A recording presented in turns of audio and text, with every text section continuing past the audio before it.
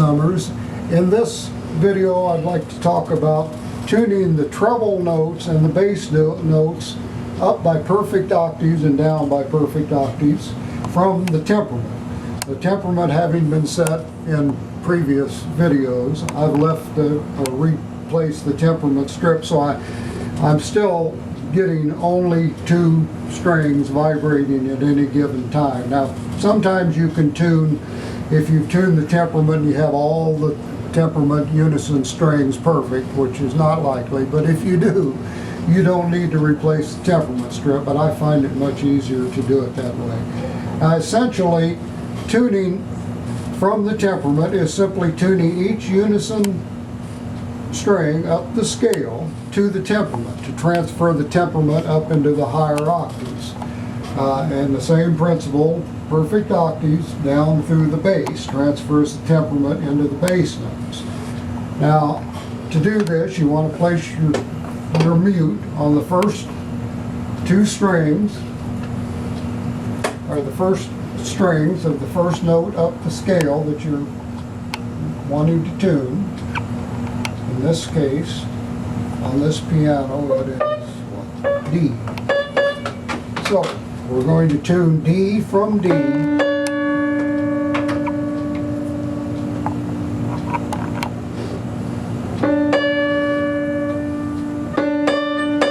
Now, remove the right temperament, or the right rubber mute, place it against the right of the next trio up, bring up that unison,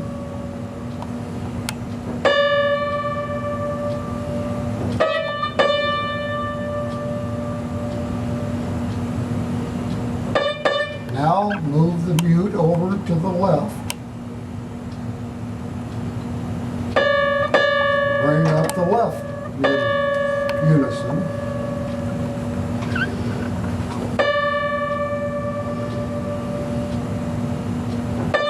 now you notice that your mutes are in position for the next note up.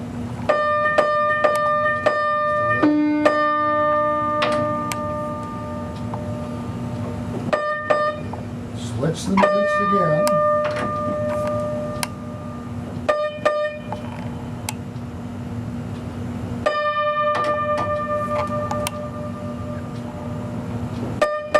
And your mutes are in position, roughly, for the next note. Now, on these spinet pianos, there's not much room between the hammers and the upper bridge. On a taller upright or a grand piano, there's much more room for placing the mutes.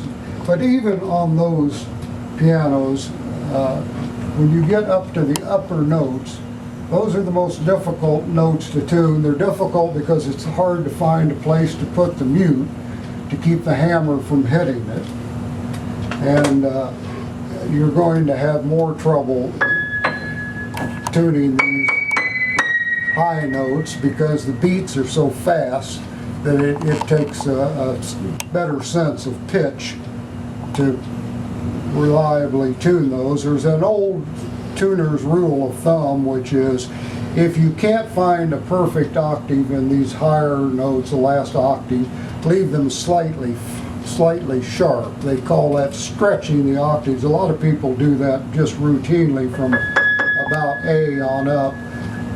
Personally, I think you should try for as perfect octaves as you can, but if you can't get a perfect octave, leave it a little bit sharp, because most people hear those notes as flat to begin with. So tuning the bass is a similar thing. You're just going to tune down the bass in perfect octaves from the temperament, just as you were doing going up.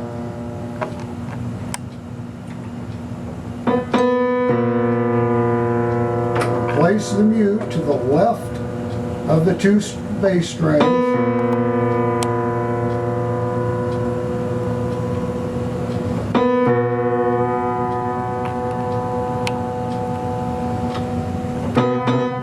And you've got the perfect octave. Remove the mute, tune up the left string.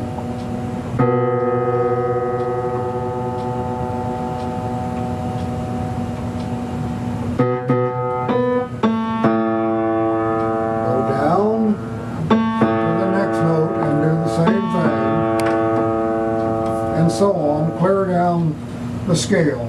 Always tuning in perfect octaves all the way down. When you get to these deep bass strings, you won't need a mute at all because there's only one string per note.